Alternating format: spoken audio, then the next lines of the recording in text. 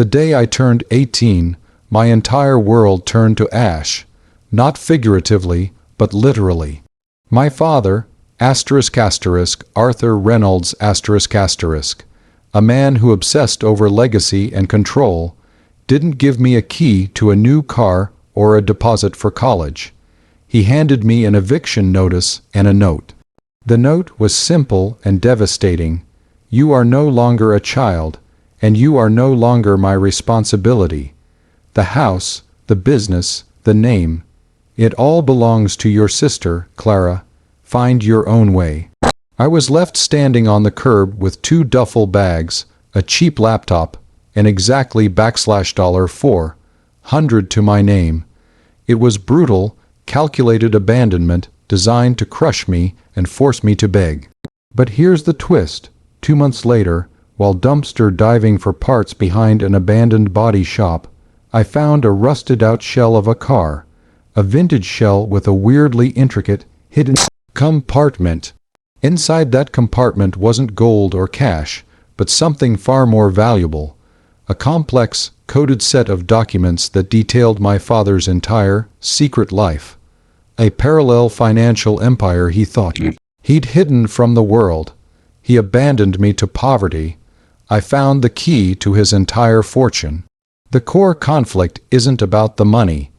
It's about what happens when the architect of your destruction leaves the blueprints for his own ruin in the trash. The final confrontation, 3 years later, wasn't me begging for scraps. It was me walking into his polished office and presenting him with legal proof that I owned his entire company. Was I wrong to use his secret to seize control of everything he prized, simply because he deemed me worthless? Tell me honestly, if your own parent abandoned you on the street, would you have protected your peace and started fresh, or would you have meticulously planned the systematic dismantling of their entire professional life? My name is Ethan Reynolds and until I turned 18, I had a comfortable, privileged life, or so I thought. My father, Arthur Reynolds, was the founder and CEO of Reynolds Precision Engineering a medium-sized but highly respected firm specializing in high-end industrial machinery. Arthur was a classic autocrat, cold, obsessed with appearances, and dedicated to the concept of a pure legacy. He didn't believe in sentimentality, he believed in testing people. I always suspected I was his least favorite child. My older sister, Clara who was utterly compliant and focused on corporate law, was the chosen successor, the perfect heir. I was the dreamer, the engineer who spent all his time in the garage, fixing up old engines and sketching designs for things Arthur considered impractical. The day of my 18th birthday was supposed to be a celebration. Instead, Arthur called me into his library, a dark room filled with leather-bound books and his own crushing authority. He didn't offer cake, he offered the eviction notice. "This is your final lesson, Ethan," he said, his voice flat, devoid of warmth. "You are entitled to nothing. The world owes you nothing. You must prove your worth from scratch. If you are truly a Reynolds, you will succeed on your own. If you fail, you never deserve the name." He had already legally transferred the house and the controlling interest in the company to Clara, ensuring I had no claim. He watched me pack my bags, ensuring I took nothing of value. The act was meant to be a crucible, a trial by fire. Instead, it felt like an execution. Homelessness was a shock. I spent my first 2 weeks couch surfing with a few stunned friends before finding a cheap, tiny room above a laundromat. My life became a frantic balancing act, working night shifts at a gas station, trying to attend community college classes by day, and desperately hunting for cheap or free parts to salvage and flip online for cash. The turning point, the moment fate intervened with a cruel, delicious irony, happened on a wet Tuesday evening behind an abandoned body shop near the industrial park where Arthur's company was based. I was looking for scrap metal and abandoned batteries. That's when I found the car, a dilapidated, moss-covered 1960 Zera*** Jaguar E-Type***. It was worthless to anyone else, a rust bucket slated for the crusher. But I loved vintage cars, and something compelled me to look inside. The interior was destroyed, but as I was prying off the damaged rear quarter panel, I noticed a poorly concealed welding seam in the chassis beneath the driver's seat. An hour later, with a rusted screwdriver, I cracked open a sophisticated, custom-built steel compartment hidden within the frame. Inside, there were no jewels. Just three things: a passport under the name *** Elias Vance, ***, a name I didn't recognize, a heavily encrypted hard drive, and a thick packet of handwritten, highly technical notes filled with strange financial terminology and corporate jargon. The notes weren't about Reynolds Precision Engineering. They detailed a completely separate, parallel entity called *** Nexus Infrastructure Group. ***, I spent the next 2 months obsessively deciphering the notes and cracking the hard drive. My engineering background helped with the cryptography. What I uncovered was stunning.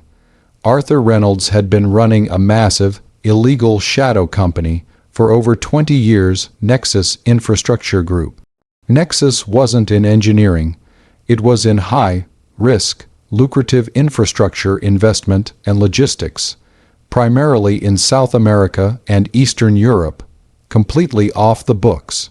This was Arthur's real fortune, likely 10 times the value of Reynolds Precision Engineering, hidden from all tax authorities, all partners, and certainly from his family, including Clara. He kept it hidden from his main company because the operations were ethically questionable, often bordering on criminal, and the risk was massive.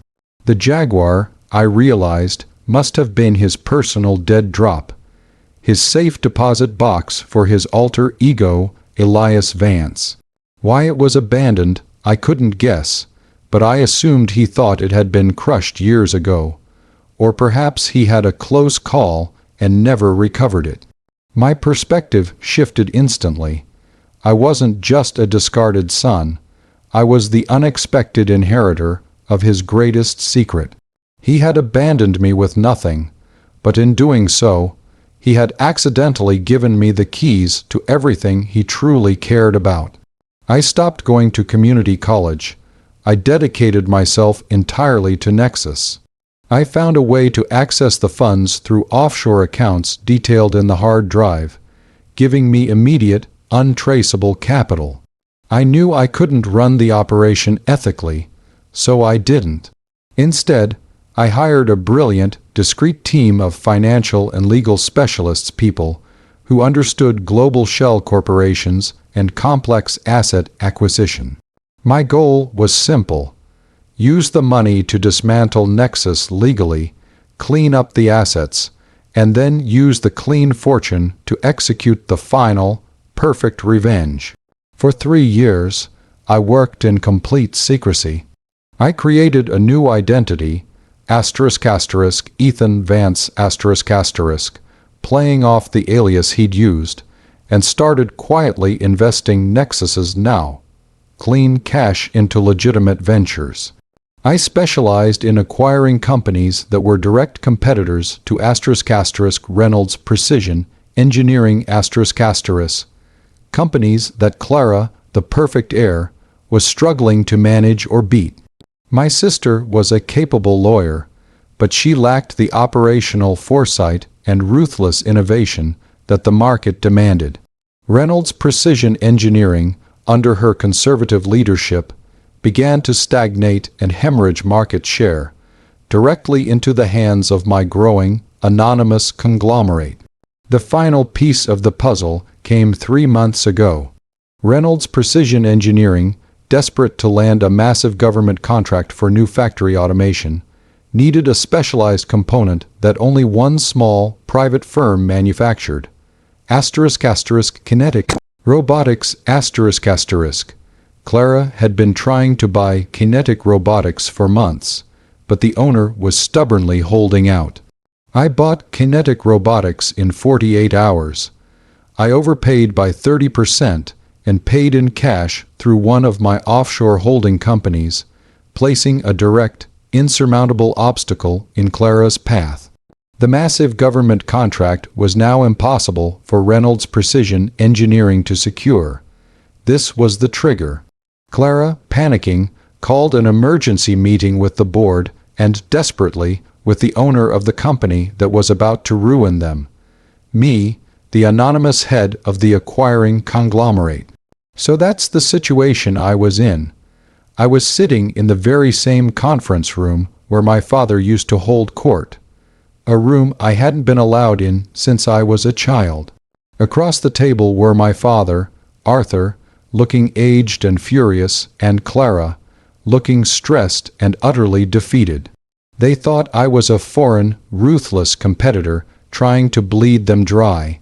They were begging for a solution, offering me a seat on their board, anything to get their hands on Kinetic Robotics and save their company. I had the power to make them sign the contract, get the government deal, and become a massive shareholder in their firm, walking away incredibly wealthy and safe. But that wasn't the point. The point was the lesson. Before I tell you how I unveiled my identity and what I did next, I want you to pause and comment below what you would have done in my shoes. Would you have accepted the power and profit, maintaining your anonymity, or would you have torn off the mask and revealed the secret origin of your power, ensuring the maximum psychological devastation for the man who abandoned you? Seriously, let me know what choice you would have made right there. Money and peace, or total, crushing vengeance. I chose the nuclear option. I chose to use Arthur's own hubris, the abandoned secret, as the weapon to destroy him completely. Arthur, radiating cold fury, spoke first. "Mr. Vance," he sneered, using the alias I was operating under. "Let's dispense with the pleasantries. We know you bought Kinetic Robotics simply to leverage our demise. What is your price? State it clearly." I smiled a small, controlled smile. "My price isn't the price of Kinetic Robotics, Mr. Reynolds. It's the price of your mistake." Clara leaned forward, exasperated. "Mistake? What are you talking about? We are offering you a board seat, access to a government contract." I raised a hand, stopping her. 3 years ago, Arthur, you left me with nothing. You told me I was not worth the name, not worth the legacy. You assumed I would fail." Arthur frowned, his expression changing from furious to vaguely confused. He searched my face. "Do I know you?" I didn't answer that question directly. I reached under the table and pulled out a battered, moss-covered piece of metal, the rear quarter panel of the vintage Jaguar. I placed it gently on the polished mahogany table. Arthur froze. It wasn't the metal that stunned him. It was the realization of what that piece represented. That quarter panel was the precise location of the hidden compartment, the one that held the secrets of Nexus Infrastructure Group. His eyes went wide, the color draining from his face as he finally registered my features, seeing not a ruthless competitor, but the abandoned son. The Elias Vance passport, the hard drive, the Nexus files. He understood, instantly and totally, that I had found his secret. "Ethan," he whispered, his voice trembling, the first sign of genuine emotion I'd ever seen from him. You found the car." "I found the car," I confirmed, my voice dangerously calm. "And I found Nexus Infrastructure Group, the secret company that was supposed to be your real legacy, the company that provided me with all the capital I needed to buy your competitors, dismantle your market share, and finally buy Kinetic Robotics." I pushed a document toward him, not a sales agreement, but a legal filing.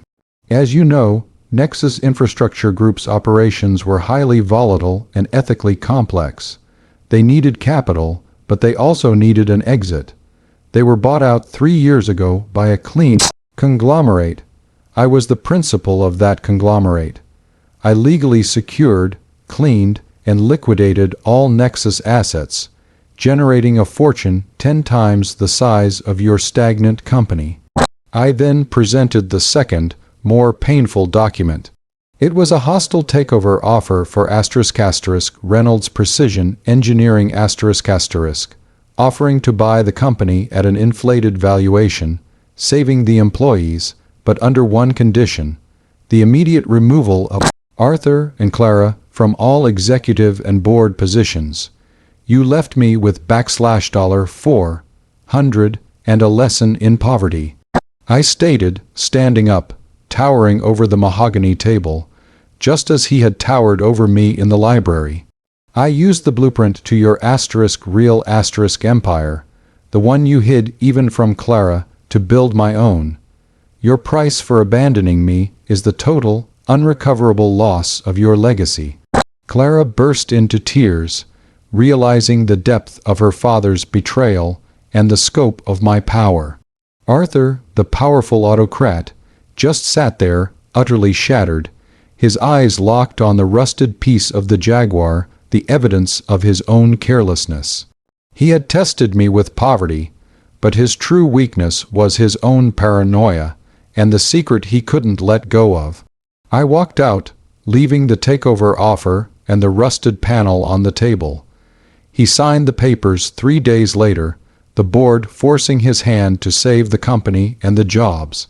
Arthur Reynolds retired in disgrace, his legacy company now a subsidiary of my larger, cleaner operations. Clara was given a non-executive legal advisory role, stripped of her control, punished for her compliance. I didn't destroy Reynolds Precision Engineering. I saved it, modernized it, and integrated it into my growing, global empire, ironically making it more successful than it ever was under Arthur. I finally had the control, the fortune, and the undeniable proof that my worth was built from the ground up, not handed down from a legacy. The irony of him abandoning me with nothing, only to have me find his real treasure in the trash, still makes me smile. It was the perfect, self-inflicted wound. Like this video if you agree that justice is best served cold, meticulously planned, and entirely self-inflicted by the villain. Subscribe for more stories about hidden fortunes and unexpected power shifts, and share your final thoughts on the discovery of the hidden car in the comments section below. I'll see you all in the next story.